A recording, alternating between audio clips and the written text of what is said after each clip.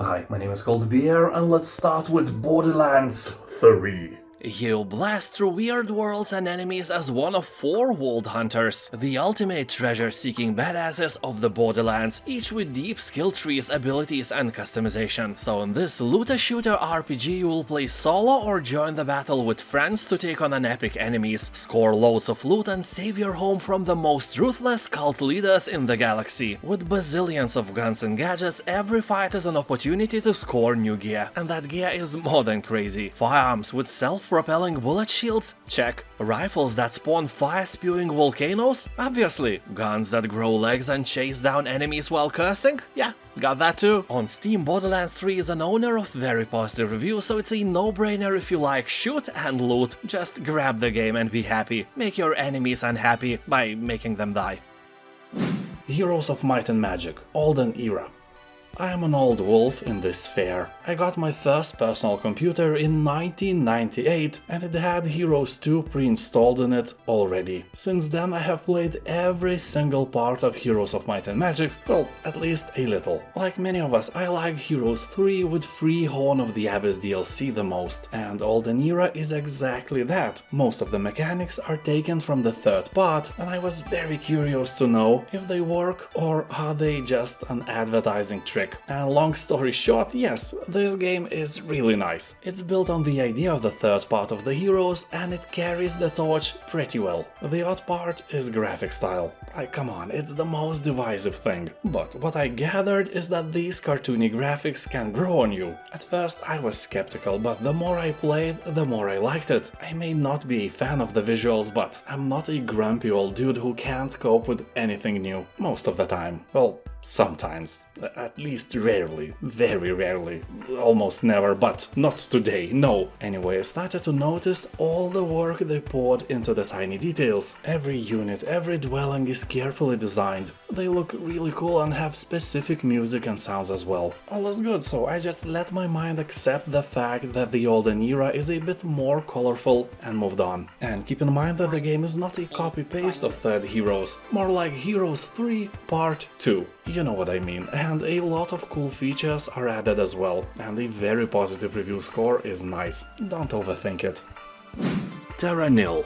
This is a game about transforming a barren, lifeless landscape into a thriving, vibrant ColdBeeristan. You will turn dead soil into fertile grassland, clean polluted oceans, plant sprawling forests, and create the ideal habitat for animals to call home. You will use advanced eco-technology to purify the soil, creating plains, wetlands, rainforests, beaches, wildflowers, and so on. Then efficiently recycle everything you've built, leaving the environment pristine for its new animal inhabitants. The landscapes are procedurally generated, so no two playthroughs will ever be the same. They may look the same, feel the same and play the same, but they won't be the same. That's the beauty of procedural generation with a spoon of salty irony. So here you'll enjoy lush, hand-painted environments, relaxing music and an atmospheric ambient soundscape. It is a wonderful game with a very positive review score on Steam. Dredge. Dredge is not just a fishing game, it's a fishing game with a twist. After dark it becomes a Lovecraftian fishing game. The world around you is teeming with creatures from the void, and when the night sets in, our worlds collide and cosmic horrors enter our realm. Not as scary as your ex-mother-in-law, but still terrifying things. So ideally you want to return to a harbor before the night sets in, so you won't become a dinner for some malevolent demigod of the depths. You can also dock in some safe location and sleep during the night. Of course, it is easier said than done, because the game uses a very cool time management mechanic. If you do nothing, time doesn't move. Like for real, if you just swing on the waves and admire the horizon, you can stay like this forever. But when you start sailing, the timer starts ticking, and at 6 PM Lovecraftian madness starts to settle in. This is a wonderful and honestly kinda relaxing game. Well, except when you go into mangroves. Oh, it's not relaxing at all. Anyway, the game is absolutely 10 cold beers out of 10. A must play.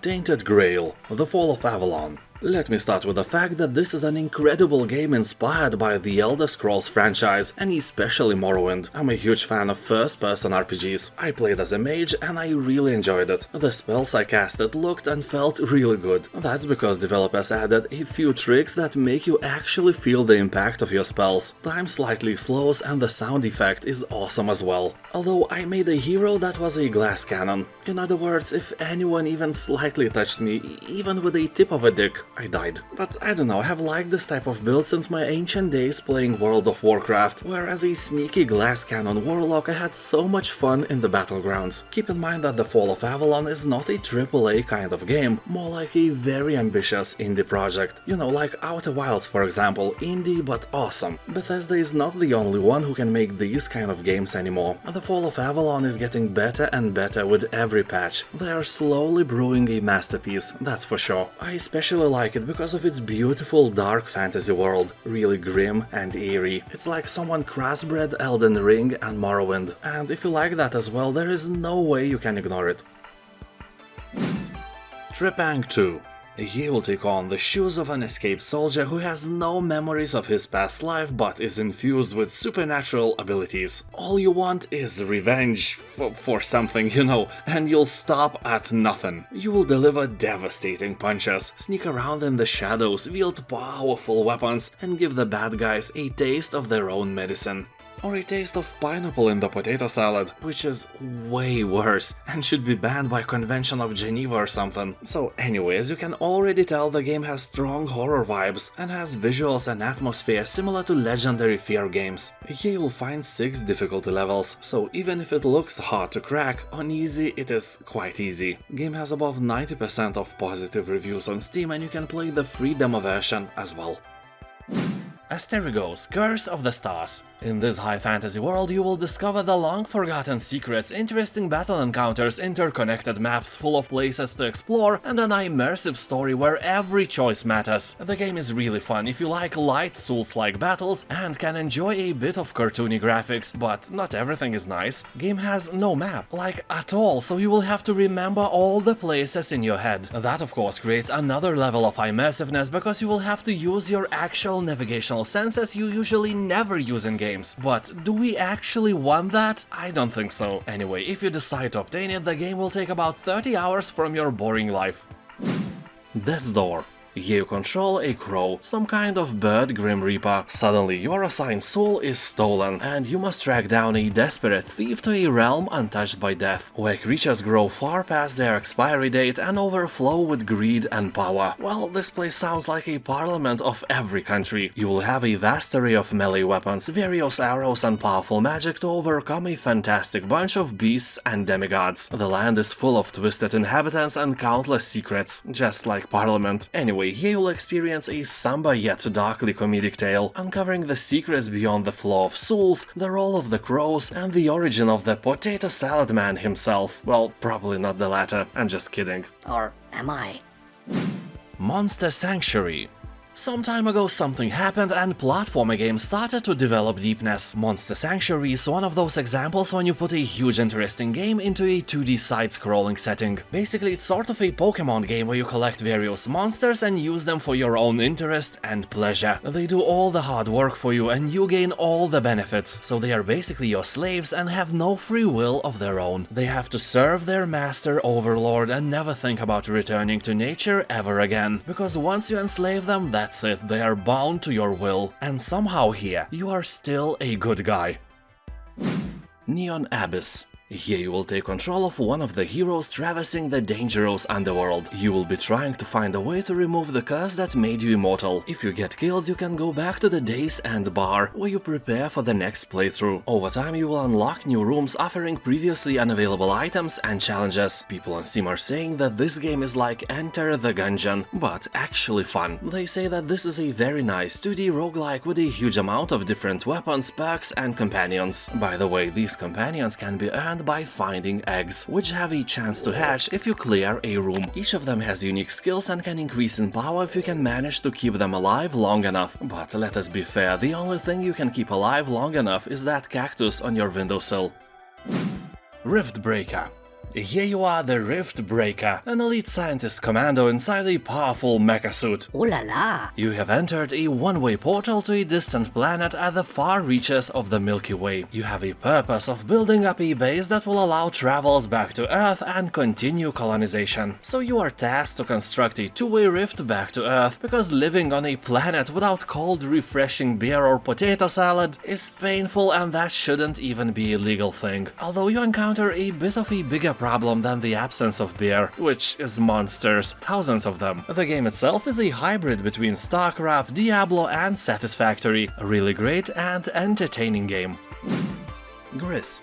Here you will play as a young girl lost in her own world, dealing with a painful experience in her life. Probably someone put a slice of pineapple in her potato salad, and she can't recover after that. Oh, the horror! So as the story unfolds, you will grow emotionally and see the world in a different way, revealing new paths to explore using your new abilities. Here you won't encounter any enemies, there is no danger or death. And just look how beautiful this game is. The art style is absolutely stunning. People on Steam are saying that not only the art, but absolutely everything in this game is great. Music, gameplay, and even the story will leave you gobsmacked. And it's not so hard to believe in those words. Just look at it. There aren't many things that are as beautiful as this game. Well, except boobs. Sorry, Grace, you lose on this one.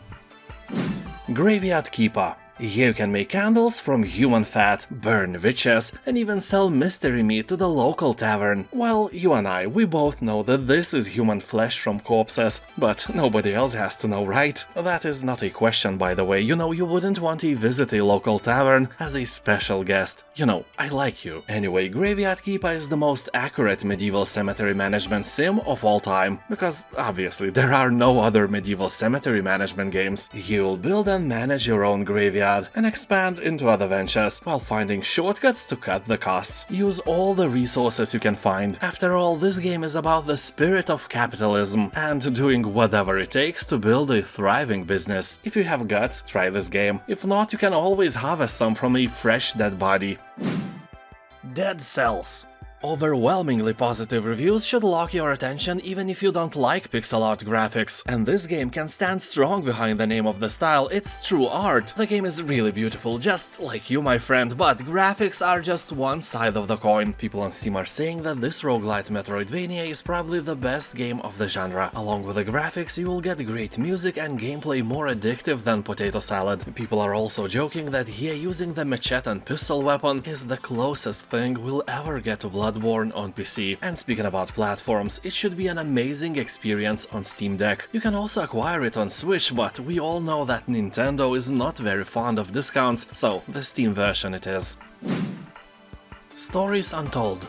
This is a narrative-driven adventure game. It combines a mix of classic text adventure and ferocious point-and-click action. You'll find 4 short stories packaged together into a single mysterious anthology. The game is strong with 80s retro nostalgia. It is a classic text adventure formula enhanced by a few modern touches. Overall, the game is kind of a horror-ish experience. People on Steam are saying that even this game is short, it has a compelling story and also gives the Stranger Things vibes. Although for some people, a game-breaking bug sometimes occurs on the first episode. That bug has been in the game for almost 5 years now. Ouch. Anyway, if you are among the unlucky ones, don't forget that you can refund the game if you don't have 2 hours of gameplay accumulated. That stands for every game on Steam. But those bugs are pretty rare, because Untold Stories has very positive reviews on Steam. You may even feel bad that you paid this little for the game.